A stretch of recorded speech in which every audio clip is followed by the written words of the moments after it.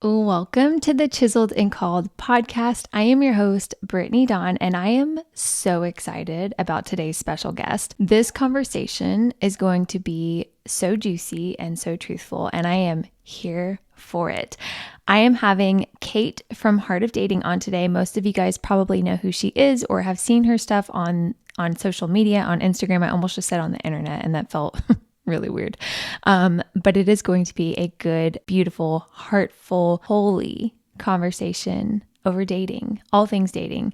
And we're just going to go there. So without further ado, let's hop in. Well, welcome to the Chiseled and Called podcast, Kate. I'm so excited to have you here. I'm so happy to be here, Brittany. Thanks for having me. I love also, I feel like we're just going to hang out and talk about some fun subjects that people want to know about. I know. All the juicy things about dating. Yes. Yeah. They're like, please tell me everything. I need answers because this ain't working. Yeah. That's how I was years ago. I was like, I don't know what I'm doing, but it's not it. So it's not happening, fam. It's not. Yes. They're like, I got ghosted yesterday, so please help me. That was me. I was that girl, unfortunately. Well, before we jump in, do you want to tell everyone a little bit about yourself and why you're so passionate about just dating and relationships and all the things? Yes, totally. So I started Heart of Dating podcast about 6 years ago now, and I never ever thought that I would be, at the time, a single woman talking about my dating story and leading a dating podcast. That was never going to be in the cards for me. And if you had told me that like 8 years ago, I would have laughed at you and been like, no, absolutely not. Me talking about my dating story and how wild that is. No, thank you. But it was just so clear. Actually, after the wake of a pretty big heartbreak, I just felt the Lord put on my heart to start a podcast. And it was strange because I wasn't even a big podcast listener. This was like when podcasts started to get really popular, but I still wasn't really into them. And I was like, why a podcast, Lord? And then as I prayed about what it was going to be about, it kept being clear that I was going to be dating. But Brittany, I did not want to do it. I was like, pick someone else. Like, wait, not me. Like, why me? Like, have you, God, do you like remember my story? Like, you know how I've not been the best dater, you know? Wow. And so, it's funny thinking back to that moment because even biblically, we see that God chooses the like unexpected person or somebody who totally does not feel qualified. And they're like, really? Me? Okay. And they're like, and he's like, yeah. And so I see it now, especially being in my calling and loving it so much. But I remember just at the time thinking, this is so weird, but okay, like I will do this. And so I started on the journey with Heart of Dating just to kind of open up dialogues about questions that Christian singles have that we don't often get answered. And, you may have a great pastor at your church who probably got married super young and probably doesn't really get what dating is like today with dating apps and with the whole culture of what it is. So they feel a little unequipped to talk about dating. So they might do like one sermon series or one sermon a year. And even then you're still like, okay, but what do I do with ghosting? And what do I do with dating apps? And what do I do with this, that, and the other? Or like my church crush in the church. How do I handle that? That's kind of how Heart of Dating started. And it's so clear on that journey that God just had this passion on my heart. And I'm so glad that I followed that intuition that the Lord put in my soul, because I love talking about dating and singleness and really talking through like becoming a healed and whole single person and reigniting singles, that they are not diseased, that the season is not a time that like is just a holding pattern for the next season. Like there's something great and beautiful about who you are as a single person. That's something I had to really strive to learn and fight for in my singleness after years of having really traumatic experiences. And so anyway, I love getting to do it now. And yes, I am married now for a little over a year. And JJ, now my husband, he runs it with me. And it's so crazy that God did that, because I never had that as a part of my thought process. Like, oh yeah, Lord, you're going to bring a man that's going to run this with me. It was more like, hey, I'm just going to keep doing my thing. God put it on his heart specifically without me planting any ideas. And it just was so amazing how that came to be. So anyway, that was like maybe a long intro, but that's a little of my story and background. I love it. And I love that he sent you someone to run alongside of you. Like that's just, it's just like God to do that, because he wants us to have someone that is running the same speed and matches us, not someone that's going to pull us back or, lead us into toxicity, which is a whole conversation I'm sure you could dive into. All the things. Well, I mean, there's so many women. You mentioned ghosting, you mentioned bad relationships, like you've mentioned so much already. And there's a lot of women out there who are settling. Yes. I feel like I've been there. You've probably been there. Could you speak to someone who is in a dating relationship, or they feel like they're running out of time and there's all these options on dating apps, but none of them are quite what they know they deserve as a daughter of the Lord?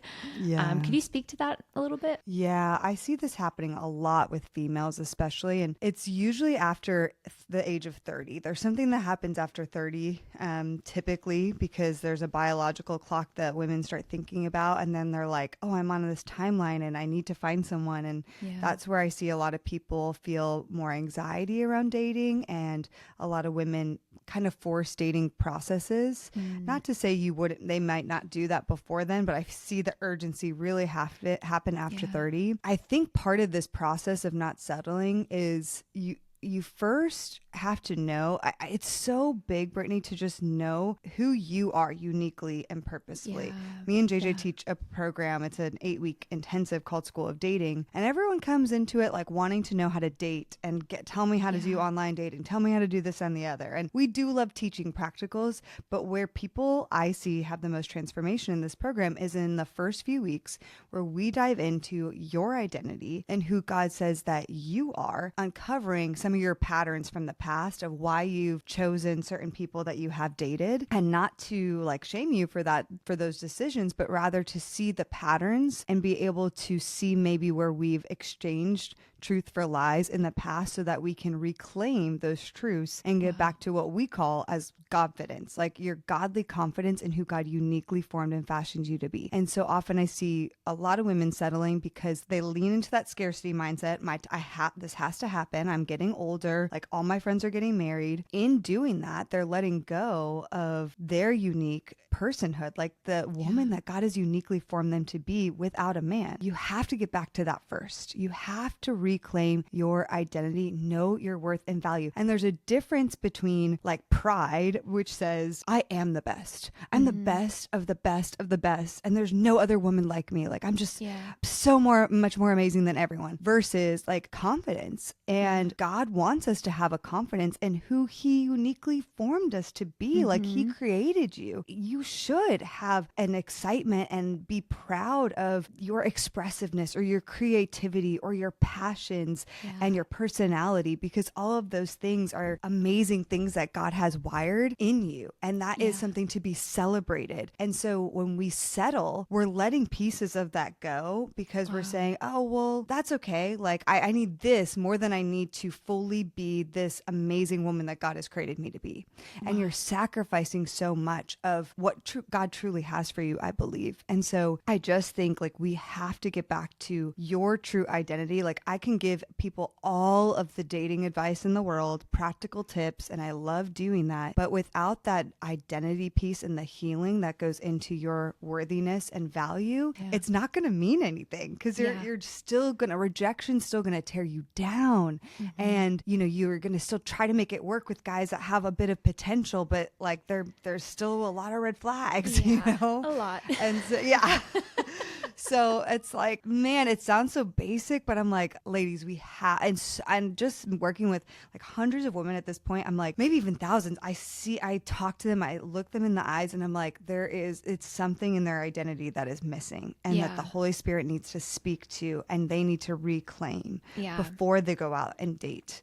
Because it will lead to settling. Go ahead. Yeah. And even before going into marriage, right? Like if you don't have, for me, I had to really lose that need for validation from men before I even met my now husband. Because I feel like that is something that leads people to have divorce, affairs. Like if you don't get rid of that need for attention from men, because I went through that phase of life, you're going to find yourself in marriage, married to the man that God has for you. And then all of a sudden you're still wanting attention from all these guys. That's not how it it works. And I've seen that before. And I'm like, honey, you have to do the work on yourself before God's going to send the right guy, because he doesn't want you to destroy him either. He loves that man just as much as he loves you.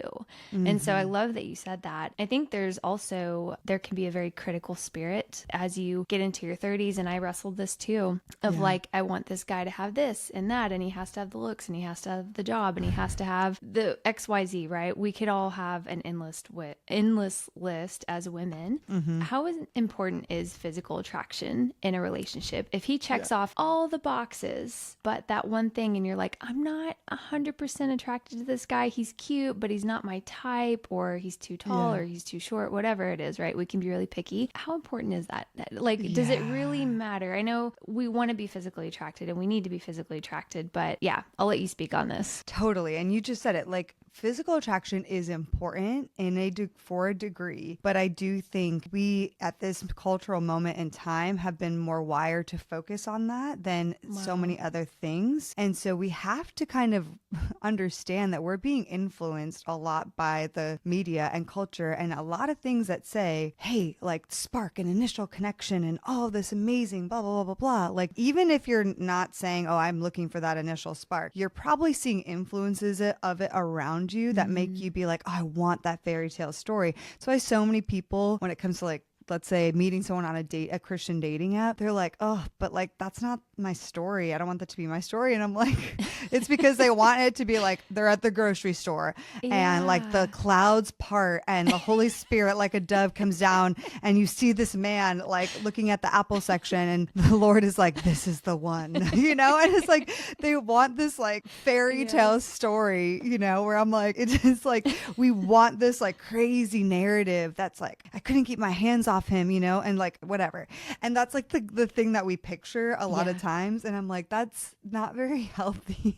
And it's not realistic. It's not realistic. I met my husband on Facebook. Yeah.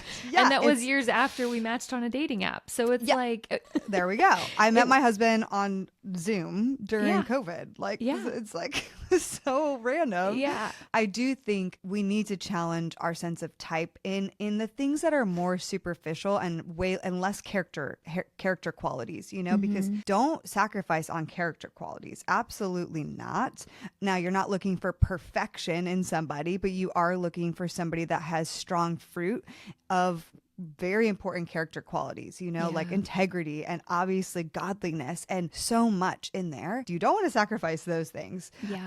But if I see a lot of people that are like, oh, he's a great guy, but he's 5'6", you know, not going to work for me. And I'm like, wait, like, why? Like, why not? Why are you eliminating that perfectly awesome guy who loves the Lord, who is consistent, who is a great friend, just because he's a little shorter? And sometimes these things, Brittany, actually come back to insecurities we have about ourselves. Like, I have to be with a guy that looks a certain way, because if I am with that guy, then it makes me feel more attractive, or it makes me feel more feminine, or it makes me feel whatever, insert it. So there's like some insecurity that we haven't fully healed. And if I date the guy that I don't think is super, super, super physically attractive, that means I'm not super physically attractive, or I'm just, that lie of, oh, I'm not that great looking, comes back, and I have to face that lie. And that's true for men as well. I think that's something we really have to assess, especially when it comes to height. And that's a whole discussion, because people are like, oh no, I don't feel like feminine with a guy that's like shorter than me. And I'm like, well, I would really challenge that, because who's to say he's not super strong? Who's to say he's not going to be a protector of you? But you're judging it based on something in you that feels maybe more insecure, because you feel bigger or whatever it is. And so it usually comes back to some deficits we feel in ourselves, that we're looking to a certain kind of attractiveness so that we don't really have to deal with that. So that's kind of like a deeper discussion on why we choose certain looks and type. So I do think, yes, at the end of the day, if you are with someone and you've dated them for a long time and the idea of kissing them is like, ugh, disgusting to you, then, you know, like that's not great. You know, we don't want you to marry marry someone where you don't even want to kiss them or have them hold your hand. Like that's like no. So, you know, I'm definitely not taking the extreme of like looks don't matter at all. You need to have physical attraction, but I think that we all have to realize that our physical attraction desires are often skewed in the beginning. And it's why I don't think just because the guy might be in your mind 10 out of 10 attractive, that doesn't make him a good candidate. And you might feel a lot of butterflies and feels because he likes you. That is not a good driving factor for a relationship in the Lord. In fact, for me, and I think because I know some of your story, I used to get infatuated with guys. I used to, you know, I loved when guys showed me attention, especially attractive guys. And what I learned even in my relationship with JJ and how I challenged myself before I met him was actually what's safer for me is a slow burn and not an instant spark in chemistry. For me, what was safer is a steady, consistent building, and as JJ always says, like forging of love. That was what I needed. Through building that consistency, the beginning JJ was not my type physically, and through building the consistency, the safety, seeing his character, I realized like, oh, I'm attracted to that. Like physically, emotionally, spiritually, I am into that consistency and that safety way more than I'm into the guy with the six-pack over here that's like a model looking guy who is not emotionally available, you know? And so that's why we need to pause when we are thinking to ourselves, no, he's not my type. Well, why? Why is he not your type? Is it based on character? Because, okay, that's fine if it's based on character, but is it just because he's nerdier or because of his height or, you know, whatever it is? I think we just have to start questioning ourselves on why we're saying he's not my type. Wow, that's so good. It's so true though, and the whole insecurity thing. Like when I met my husband, he's 6'1", almost 6'2". I had only ever dated guys that were over 6'4", 6'5". Like that was because I'm 5'9", so I always liked the really tall guys. And I remember I met him and immediately it was like, oh, well, he's not tall enough. And I'm like, what? He's literally like 6'2". Like, how is that? That is like, what? Like, it's and like I really way above average, right? Yes. But, and he's a big guy. Like my husband is just, he's a protector. And I really had to check my heart. And it just goes to show like we can build these false narratives in our head and these almost fantasies of like what we think our future husband's going to look like. And then when the Lord sends the one, we're like, oh, but like, that's not what I dreamed up. And God's like, I know what you need more than you know what you need. And that was my situation. It's just so funny. I've heard so many stories too where women aren't attracted to their now husbands when they first met, and how God just like immediately in an instant almost just removes that. And then all of a sudden you're like, whoa, he's so attractive. And I think it does come from that slow burn that you mentioned. Like if you're looking for something that like there's a spark right away, yeah, that's great, but it's just like a candle, right? Like they're going to burn out fast because there's not a lot to burn. But if it's a slow burn you're looking for, like that's sustainable. That's a foundation. And then you're getting to see someone's character. You're getting to see how they hold up in times of trial, like all the really important things that are going to happen in marriage. Another thing that I think I know I've dealt with, and I'm sure you have too, is being ghosted. And I saw that you guys have been talking about this in the Heart of Dating, and I'm like, yes. It's not talked about enough, and everyone's dealing with it, even in friendships, right? Like I've been ghosted by friends, like not recently, but in the past, and I'm like, what? It's like, just the norm. Yes, it's just the norm thing to do, and it's easier to ghost someone than it is to like have a discussion or a hard conversation. And that's just how people are now. So to the one that's been ghosted, what would you say to encourage them?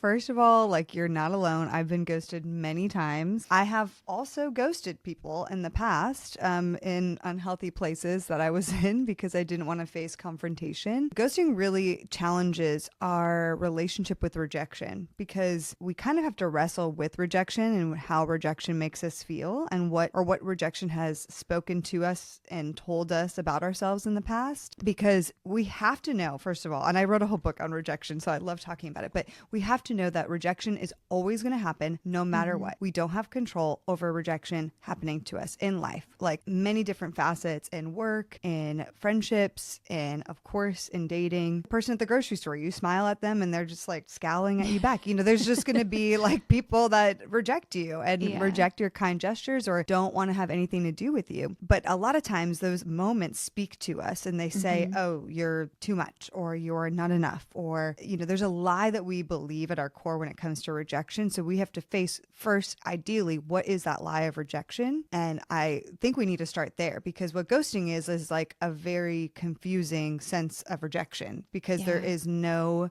explanation. It just, they like disappear out of nowhere and you're like, versus them actually breaking it off with you and giving you a realistic, you know, idea of why. They just disappear and give you nothing, no sense of quote unquote closure. It comes back to how we view rejection and what rejection says about ourselves. And so I think we need to first wrestle with that, because what I had to start doing in my singleness is realize that a rejection does not mean necessarily that there's anything wrong with me. There could be things I need to learn and grow from, absolutely. But when a rejection happens, such as ghosting, that is not the time for me to be questioning everything about myself, because that's what the enemy wants. He wants me to sit there in a downward spiral and ask, what's wrong with me? I'm too much. I shouldn't have said that. Of course, my emotions are just like way too much for this guy to handle. Oh gosh, Kate, you shouldn't have like been talking so much. Like all these different things, insecurities flaring all about. And that's where the enemy's like, great. Yeah, let's get you stuck and getting and back into those waters of self-hatred and self-confusion and questioning yourself. And so even if in ghosting or in a rejection, there is something for us to learn, I don't believe it's in the first moments of when it happens.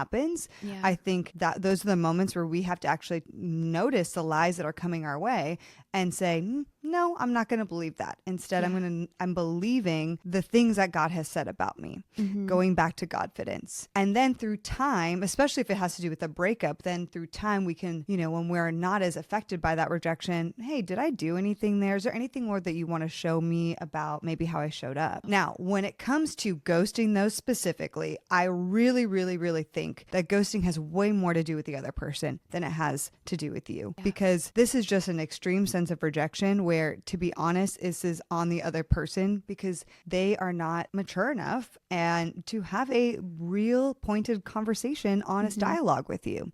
They just decide it's easier to just let you go, and they defend it in their minds by saying, oh, I don't want to hurt them. And so that's what the ghoster does. They're like, oh, this is better because I know they're sensitive, and if I actually told them I didn't want to be with them, that would hurt more. So I'm just gonna save them from that and just, you know, not say anything at all. But that's like their own justification system for actually just being emotionally immature and not wanting to have a hard conversation. Ghosting has typically way much more to do with the ghoster than it does to do with you. And a lot of times they're emotionally unavailable. They maybe just aren't into you, but they don't know how to say it, which, hello, do you want to be with somebody who can't express their feelings and emotions and have hard conversations? You really don't, you know? Exactly. Or maybe they realize, oh my gosh, like I'm really busy right now. This is not a good time in my life. Or they really are busy and forgot. Well, also, I don't want to be with somebody who can't even remember me. Like, like just first red flag. That's not going to work for me either. Always, if you get ghosted, it's like that doesn't feel great because you're a human that deserves like a conversation. And it's not kind, but it has way more to do with them. Not that we villainize that person and just like they're the worst, but it's so that the enemy can't have a hold in those moments of ghosting where the rejection lies like to come up and say it's all about you. You said too much on that last date. You texted too much. You know, you are too much. You're not enough. You're not beautiful enough. He wants a girl with a different body type. Like all these lies. And that's what happens in ghosting. And we're like left feeling so bad about ourselves. No, ghosting is way more about that person, their life, their brokenness, whatever they're going through. They're going to justify it, but there's really no good justification for ghosting unless you're dealing with an abusive person. Like if somebody harassed you and is abusing you, ghost them. Yes. But that is not happening here. So in most cases, you know. Mm-hmm. Oh, I get passionate about ghosting. I People love need it. to stop doing it. Yes, it's just so terrible. There's really no words. Yes. It's the worst feeling. It's happened to me. It's happened to me where I would like get ghosted by a guy and then like 3 months later they'd reach out again. And I'm like, what are you doing? We need to chat. And Like not nothing about what was you think we wrong. want to talk. Yeah. Like yeah. it was no big deal. Like, hey Yes. again. You're like, I'm sorry, no. I'm like, hello, Casper the friendly ghost, not friendly ghost. Like, where have you been? yes. And it's just the worst feeling because then you're stuck in this cycle of like you get back in a situationship with a guy and then you're talking and then they ghost you again and then you're heartbroken and then they come back and it stirs everything up that you're trying to heal from. So maybe to even in that situation on the flip side, to the one who maybe they got out of a relationship years ago and they thought this guy was like out of sight, out of mind, never coming back in your life. And then he reaches out years down the road. Yeah. I'm sure that's happened to many women listening. Oh yeah. What, and these, I'm speaking to like single, singleness. Like if someone is single and that happens and they know it's a toxic relationship and they know it's not the one for them, Yes. like what is how do you navigate that? Do you just block them? Do you have an honest conversation and say, hey, like this isn't going to work because this is where the Lord's calling me and it's not to be with you? How would you navigate that? Yeah, my policy in breakups is if it's been a serious relationship with serious time invested, you need to go cold turkey, first of all, in a breakup. Like, do not have contact with them. Even if you're in the same friend group, you need to separate yourself from them for a while. Now, I'm not saying that you should do that after a few dates or maybe a month of talking to someone. I'm talking about you're in a serious relationship. There's a lot of investment involved. Cut them off cold turkey. And you can even tell them, no, I cannot be your friend. I need time to heal and I'm not going to be speaking with you. It's nothing personal. It's truly for me because I need that in order to heal. And if they care about you in any capacity, they should respect that boundary. Okay. And so it's very telling when somebody doesn't respect that boundary and continues to try to contact you after you've asked for them not to. But in the case that you're saying, hey, it was a non-healthy relationship, there was toxic things happening, the person comes back. Now, there is always a chance that the person has gotten healing, okay? So I never want to eliminate that possibility because I do think people do severely, or they do get healing and that can happen. But if you were in an abusive scenario, if this person is showing narcissistic tendencies, like this is not something you should be reconsidering, especially if they have any sort of narcissistic tendencies or were abusive in any way. They're going to eventually come back. Probably. And they have great things to say at first. They will. And you need to know that. They're going to say the right things because what somebody who is like that wants is they want to get control back and maybe unknowingly, but it's kind of like a game to them. And so if you've really identified this, there's some major toxic patterns here. You cannot engage with that person. The best thing you can do is not engage at all. Like truly, like you were saying, even block them. But in the meantime, you need to work through discernment and healing from the Holy Spirit and learning to trust yourself again. Because when somebody like that reaches out, you need to be so in touch with the Holy Spirit that you know, this intention is not good and I'm not falling for that again. That muscle needs to be healed and retrained in the meantime. And that's what I had to really work through personally after many different abusive relationships. I had to rework on trusting myself and trusting my discernment. And so if a guy from my past did reach back out, it was almost like I could read it no matter how flowery and wonderful it sounded. And I was like, nope. The intention isn't good. I can feel it in my spirit. So I'm not going to engage this. And you don't have to feel bad about not engaging the person if God is not, if God is saying no, you know, it's, you don't have to feel bad about that. I think that's where, especially if it's been abusive, toxic in any way, we can say, oh, but that's so mean to like not even give them a response, or it's so mean to just, block them. I'm like, it's not, it's for you. It's not about them. It's how you're protecting yourself, knowing that, hey, in the past you fell to some of the traps of this person. So wisdom says, I'm not even going to engage. If you were in alcoholic recovery, I'm not even going to engage, right? I'm not going to engage in any sort of alcohol temptations. I'm just, nope, not going to engage. I'm not going to pretend I'm strong enough for that. I have built strength back, but the best thing for me is to just continue to be very strict to my boundaries as I continue to heal on my journey. So. Wow, that's so beautiful. Yeah, well, it's like the scripture says two things. Two scriptures that came to mind, and I can't tell you where they are in the Bible. Let your yes be yes and your no be no. Yes. That's a scripture. Amen. And then the other one about a dog returning to his own vomit. That's that came up, and it breaks my heart because I've been that girl. Like I've been her, and you're like, you know what going back to that person is going to lead to, but you're still like tempted. And so I love you have like a hope, like they're going to be different. Yes. Or I can change them, or I can fix them. Yes.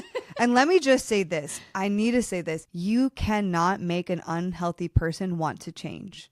Yes. This is in every area of life. If you have an addict in your life, if you have a toxic ex-boyfriend, like nothing you as a human, you cannot personally make an unhealthy person want to change. Yeah. And if you don't believe that, you're going to not die trying, but you are going to suck the life out of yourself trying to make them want to change. Yeah. And it's going to bring you completely down in the process. And that's actually codependency. And so you cannot make an unhealthy person change. And we so want to, that's why also I just need to add this because it just feels so much in this is that after a breakup with somebody toxic, the worst thing to do is to keep considering that they're going to change and come back.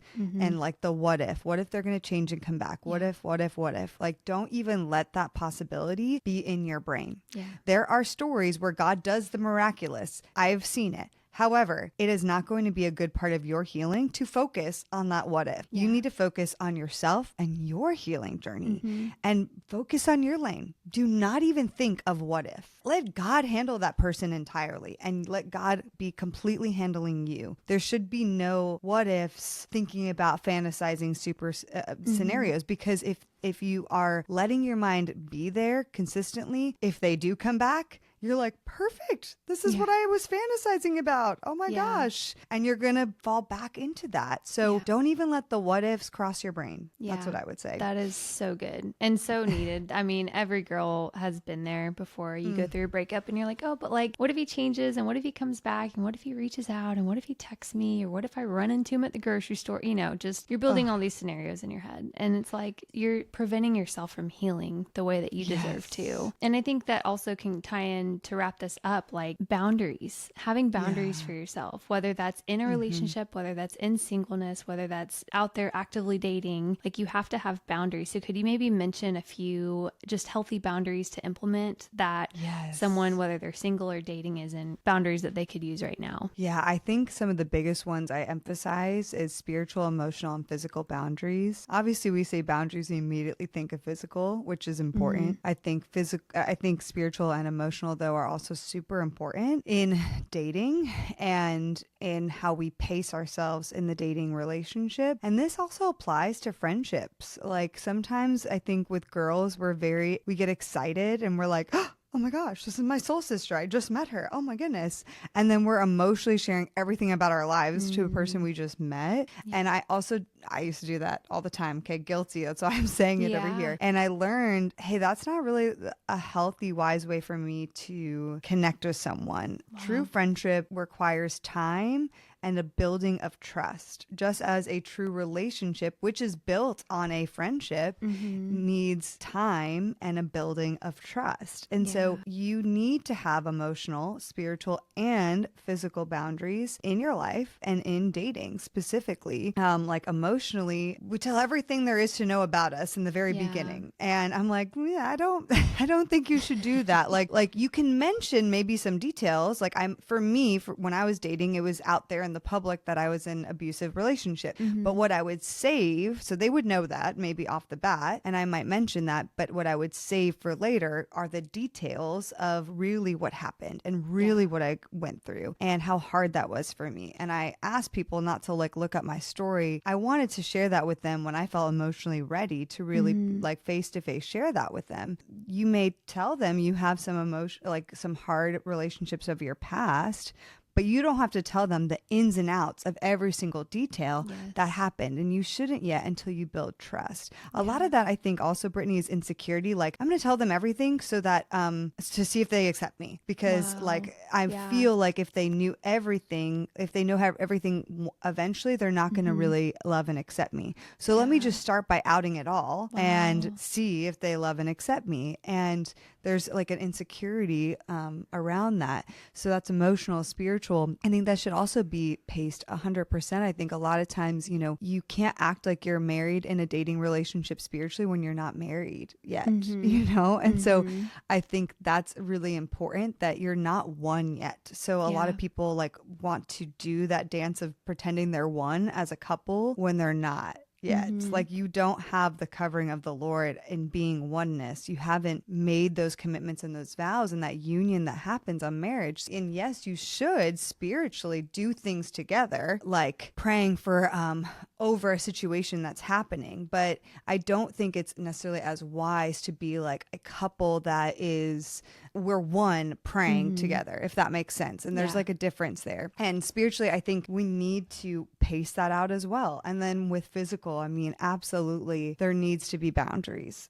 My rule was I don't kiss anyone until I'm in a relationship with them. Even then, like me and JJ, we completely took kissing off when we were engaged. Like we didn't, I mean, we would kiss, but not like nothing, nothing real more than like a peck, because we realized like in engagement, especially, hey, that altar line is very close and it gets really exciting. And so we just were like, you know what? We're not even going to do anything more. And that sounds legalistic for some, but for me and my past, that was wisdom for me. And JJ knew that. He actually implemented that. And I was like, all right, let's go. Let's do it. Yes, you have to go ahead. Yeah, you have to implement things that you know are going to help you from getting into a situation that you're going to regret. On an interview I had earlier this morning, I was saying the enemy will tempt you to take your clothes off before marriage, and then he'll tempt you to keep your clothes on after marriage. And it's because sex is such a powerful tool in marriage in the right context. And so you have to prevent yourself from getting into the situation that is going to lead to that previous to the right time. And I love that. We actually did the same thing. We had limits on kissing. We weren't allowed to like make out or anything. If we did a kiss, it was like 1 second, 2 seconds, like super small, very, very subtle, because we knew if we do anything more than that, it's going to stir us up, and we know what that leads to. And we just weren't willing to compromise on that. And people hear that and they're like, oh, that's so like lame. I'm like, hey, my past was filled with sexual stuff. Okay. And for me, it's just a safeguard I need to put in place out of wisdom. Like I needed to be more strict. Doesn't matter that I'm older. Doesn't matter that like I should know better by now and blah, blah, blah. Cause I feel like a lot of people say that like, well, Kate, but like I'm 38. Like I don't need to have the kind of boundaries a 20-year-old would have. And I'm like, well, do you know yourself? And do you like, what is your consistent pattern with this thing? Like, I don't really care what age you are. You need to know and what the Lord is speaking to you and what is best wisdom for you. And that's where, you know, not the same conversation, but where couples will be like, oh yeah, it's fine. Let's share a hotel together. I'm 38 years old or whatever. And why not? We can control ourselves. I'm like, I just don't think it's wise. I just do not think that's a good reason. Like, oh, because I'm this age, I don't have to be that way. I'm like, no, this is about wisdom. It doesn't matter about age. The temptation does not deter based on how old you are. Like it is still very much so there. And I mean, I was just as tempted at 30 when we were about to get married as I was when I was 25. Like it's just, it's the same sin, and it's the same spirit, and it's the same temptation, and it's never going to look different. I mean, it may look different, but it's always going to feel the same. And And ladies, last thing you should know, if you communicate emotional, spiritual, or physical boundaries and the man is not respecting those, like that is a big telltale sign in all of those categories. If you don't feel comfortable sharing emotionally with him yet, and he is pushing you, or he feels offended. I had a guy feel offended that I set an emotional boundary. You don't trust me. I'm like, I'm on like a 4th date with you. I need to build more trust, but I'm looking forward to sharing more with you through time. He was like, I can't believe you don't trust me. Well, that shows me a lot about his, willingness to respect my limits and my boundaries. And of course, same with physical. I mean, same. Like the man should want to honor you above all else. And if he's not, it reveals a lot. Yeah. If you're setting physical boundaries and he's like, oh yeah, I'll honor those. And then 5 minutes later, that's not the right guy. Not the right guy for you. This was so good. I feel like I learned stuff, and I'm married over here, 2 years married. How long have you guys been married? A little over a year now. Okay, so yeah, still yeah. brand So about the new. same. Yeah, we're Yeah. still both in that newlywed phase, and it feels Yes. good. And we walk through fires, but every marriage does, and it's just like it's so beautiful when you do it the right way, and you have the Lord. How I don't even know just how refined and forged your marriage is. Yes, And Jordan and I have words. walked through a lot of fires, Yes. not in marriage, but on the outside, the exterior, and it's just it's made us so strong together, and I love it. And it just goes to show that when you do it the right way, you do it the Lord's way. That's how He intended it. He did it for our protection, not for us to not have fun and miss out and all the things. So I completely agree. I could have married so many guys of my past, you know? And truly, ladies, you can get married to anyone. I'm sure there is a prince somewhere that wants to get married to you. Okay. But like, don't settle, like Brittany's saying. Oh man, I love that, Brittany. Yes. Oh, it's so good. Yes. Well, where can everyone find you before we wrap this up? I would love for everyone to come connect with you guys. Yeah. Just go to heartofdating.com. That's where you can find the podcast, our programs. We have a conference at the end of this year in Nashville. And just everything on there. We have free resources. So that will kind of direct you to everything that we do. And we have a big Facebook community. If you do want to meet, like, Christian Singles, our Facebook community has like almost 15,000 people, and they're chatting all the time, and people meet in there. So it's kind of like, it's not a dating app, right? But people do meet in there, friends and some other people. Wow. And so, yeah, but thank you so much for having me. This was amazing. Gosh. Thank you so much. This was so fun. And yeah, I'm sure we'll speak again soon. Yeah, we will, girl. Wow. I am so grateful for women of God who aren't afraid to just go there. They're not afraid of the hard conversations. They don't shy away from them. They just speak truth, even when it hurts, even when it cuts a little deeper than we're probably comfortable with. And I'm grateful that Kate spoke on the things that she did. There are so many times in my life looking back that I wish I had a big sister like Kate to speak truth into my life, to speak truth into my dating life, my relationships, my situationships, if we're just being honest here, because it would have saved me from so much heartbreak. And it didn't. And that's why we're here speaking about it now. Because if there's a way that we can warn you guys and teach you guys to go the other direction, the godly direction, then it's worth it. There have been so many times in my life where I wish I would have known. It would have saved me so many tears. It would have saved me from so many just terrible situations, for lack of better words. And I love how she just went there and she was brutally honest. There's so many times where we try to dream up fantasies in our head, and we try to build this unrealistic picture of who we think our future husband is and who we think he should be and what we think he'll look like and what we think he'll do, when in reality we don't know God's plan. And I think that in doing this, we're just setting ourselves up for heartbreak. Thank you guys so much for stopping in, and as always, I'll see you guys in the next episode.